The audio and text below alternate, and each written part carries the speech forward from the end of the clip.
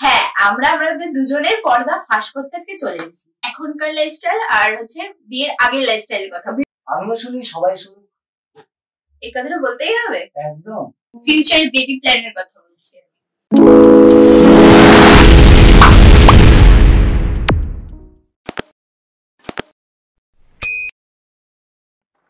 Hey guys, good morning, welcome back to my channel Madhumita lifestyle.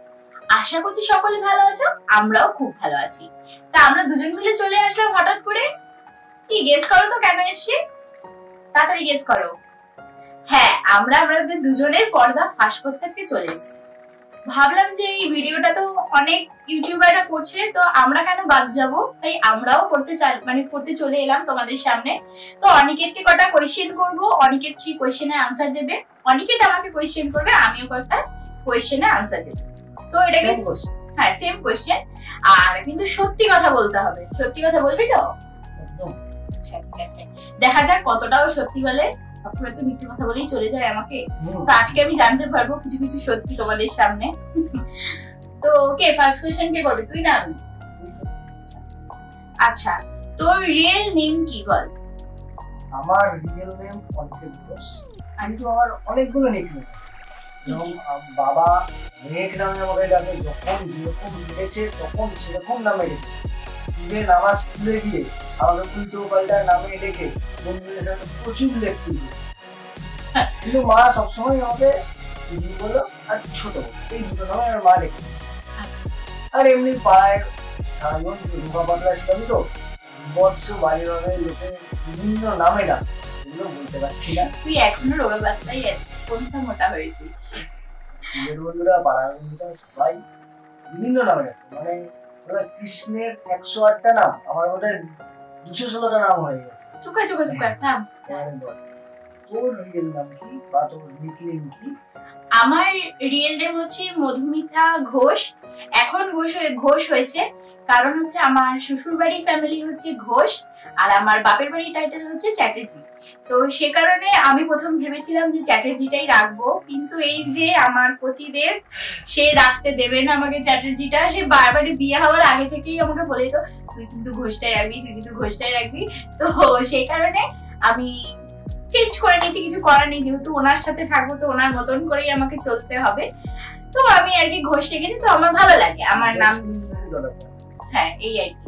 তো আমার নাম হচ্ছে মধুমিতা ঘোষ, আর নিক নেম হচ্ছে আমার বাড়ি থেকে ডাকে হচ্ছে আমাকে গুড্ডু বলে, মানে আমার মা বাপি গুড্ডু বলে ডাকে। নেক্সট কোশ্চেন তুই কর আমাকে। তুই একটা কথা বল, তোর এখনকার লাইফস্টাইল ভালো নাকি ছোটবেলাকার লাইফস্টাইল ভালো, কোনটা তোর বেশি প্রিয়?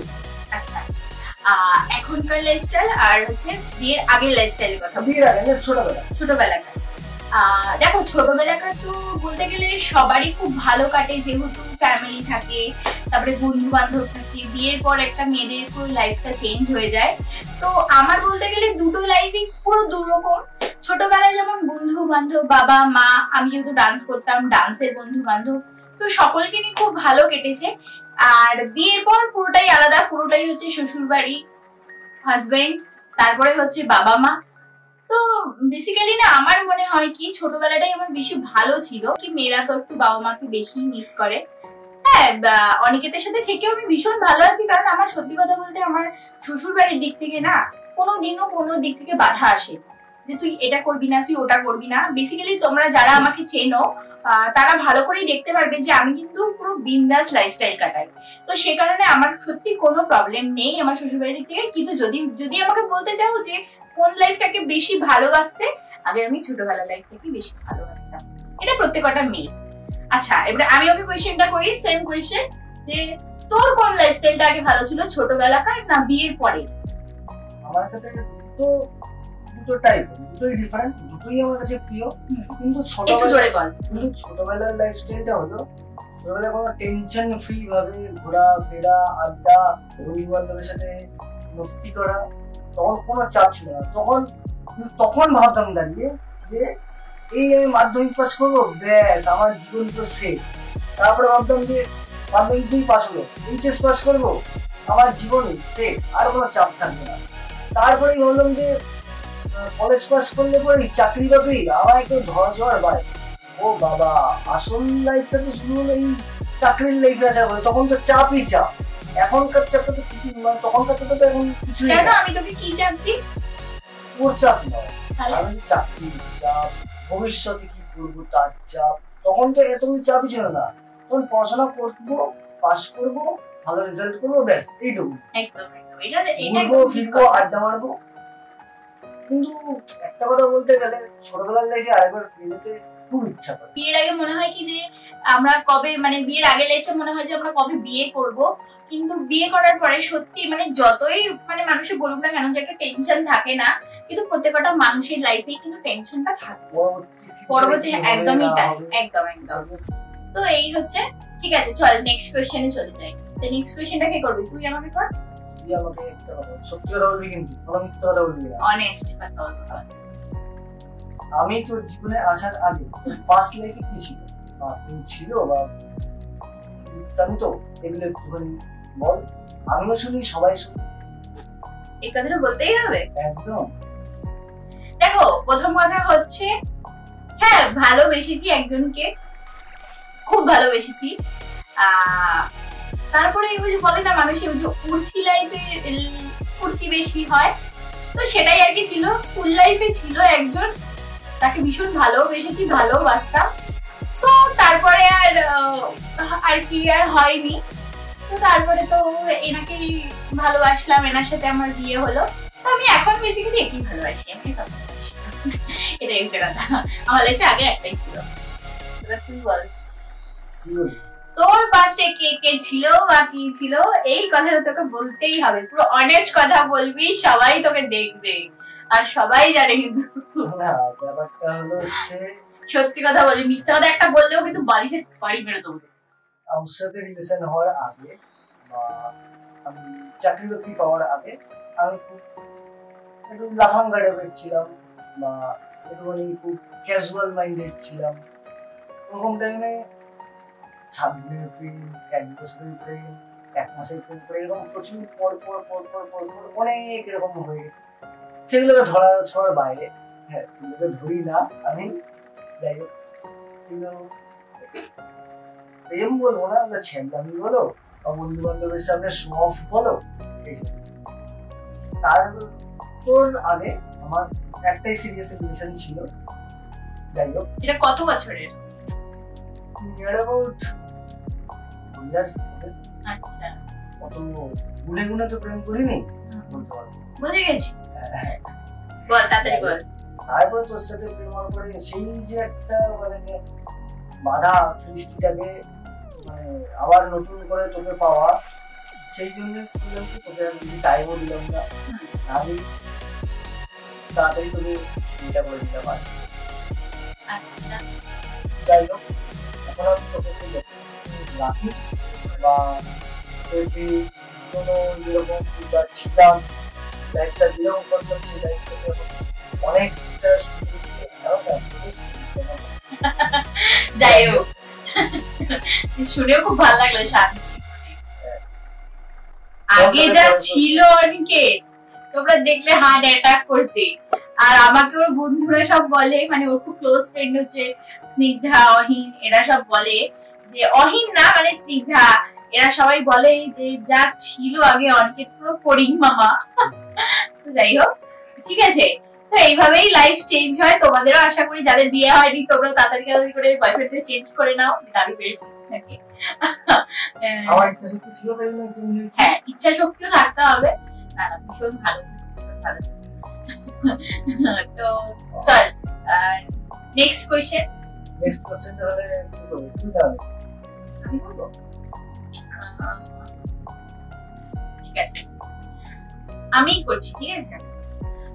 বল তুই জীবনে কতটা স্ট্রাগল করে আজকে এই জায়গায় এসে দাঁড়িয়েছিস?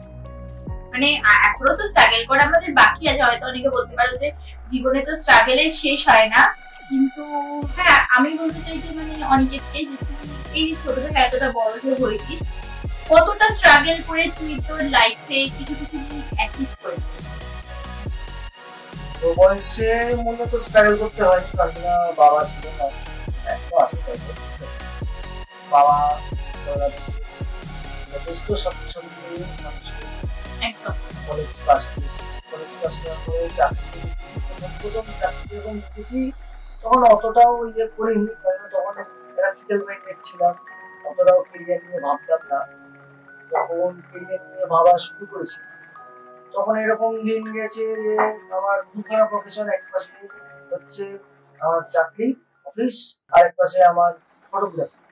দুটো ম্যানেজ করে আমাকে চলতে হয়, ভালো চলছি, তখনও চলতে হয়েছে।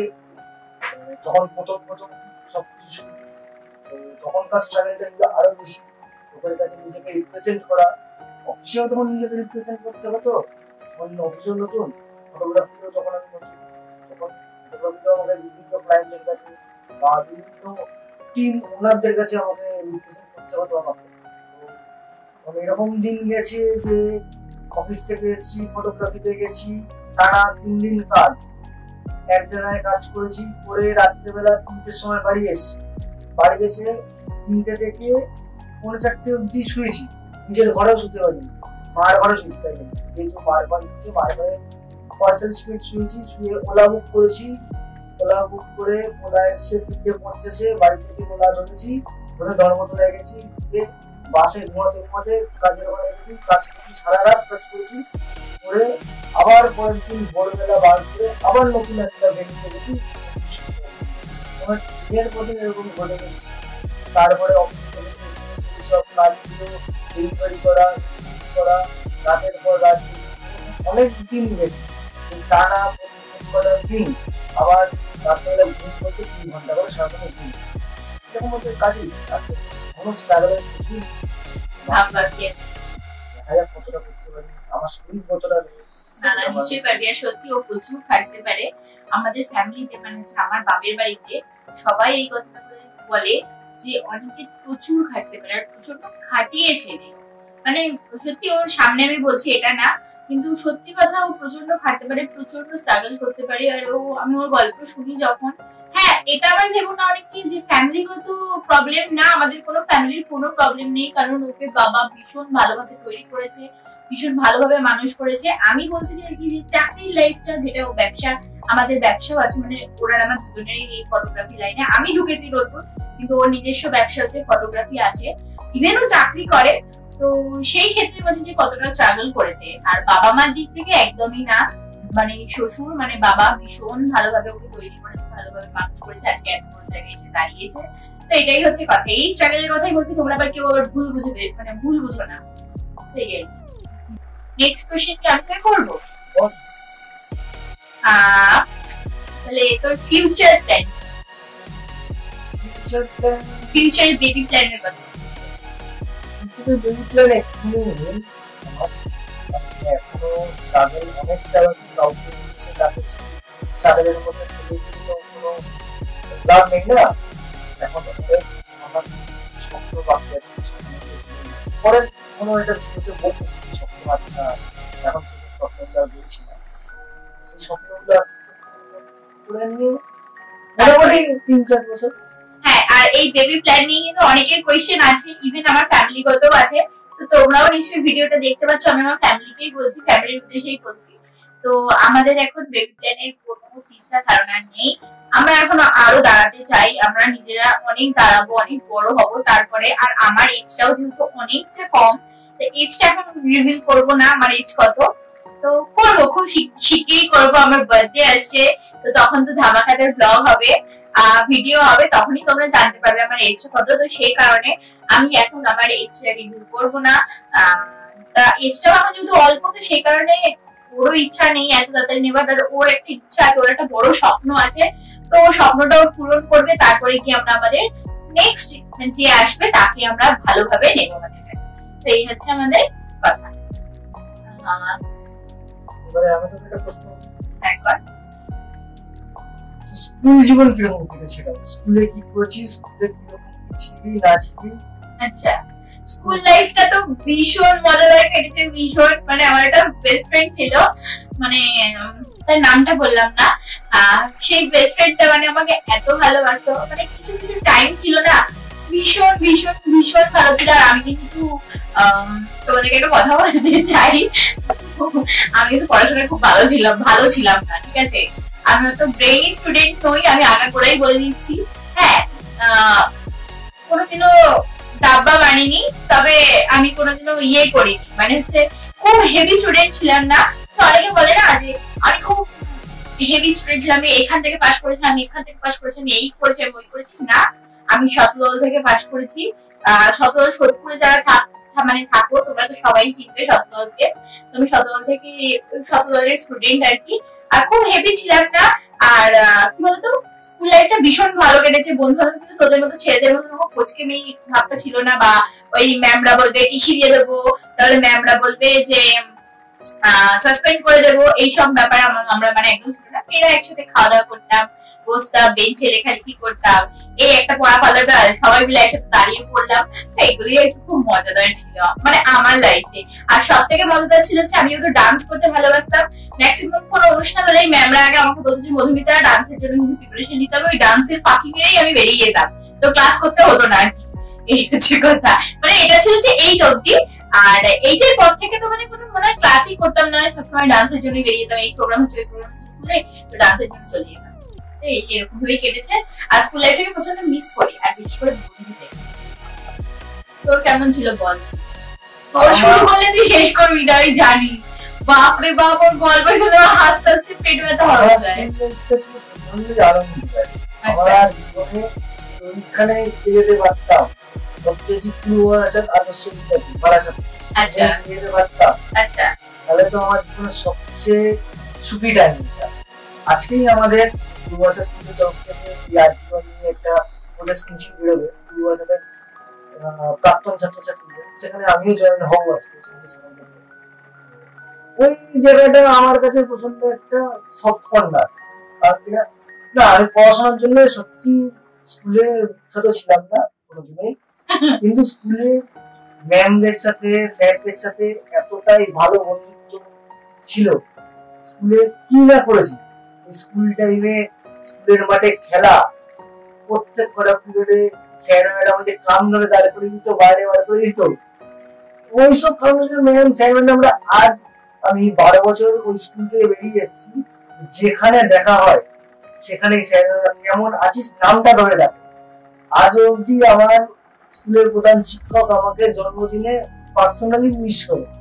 এই জিনিসগুলো যে পেয়েছি স্কুল থেকে পেয়েছি, এরকম কলেজ থেকে পাইনি এরকম জিনিস। হ্যাঁ, কলেজের স্যার ম্যাডামের সাথেও ভালো বন্ধুত্বমূলক আচরণ ছিল, কিছু কিছু স্যার ম্যাডামের সাথে আজও অবধি যোগাযোগ আছে। স্কুল লাইফে যে এতটা আনন্দ, যে এই কোনো স্যার ম্যাডামের সাথে স্যার ম্যাডাম সেই স্যার ম্যাডাম মারছে, কান ধরে বার করে দিচ্ছে, আবার হচ্ছে হেড স্যারের ঘরে গিয়ে কান ধরে টানা 4টে পিরিয়ড কান ধরে বসে যাচ্ছে, আর আমরা সেই বন্ধু বান্ধব কান ধরেই মানে সামনে মেরে যাচ্ছি, হাসি ঠাট্টা, সে একটা আলাদাই একটা মজা। তারপরে অনেক আমিও করেছি সেই টাইমে, তখন বুঝতাম না হ্যান্ড ভেঙে দেওয়া, চলে, তো ওগুলো কিছু কিছু জিনিস তো পার্সোনাল থাকে। তো তাহলে এখানেই আমরা ভিডিওটাকে শেষ করি নাকি? অনেক লেন্দি হয়ে গেল। আর তোমাদের কেমন লাগলো ভিডিওটা অবশ্যই কিন্তু কমেন্ট করে জানাতে ভুলবে না। আর আমরা কিন্তু প্রায় তোমাদেরকে অনেক কিছুই আমাদের বলে দিলাম, পার্সোনাল জিনিস। তো কেমন লাগলো ভিডিওটা অবশ্যই কমেন্ট করে বলে দেবে। আর আশা করি ভিডিওটা ভালো লেগেছে তোমাদের। তো চলো, আজকের মতো tata, bye, love you all, by.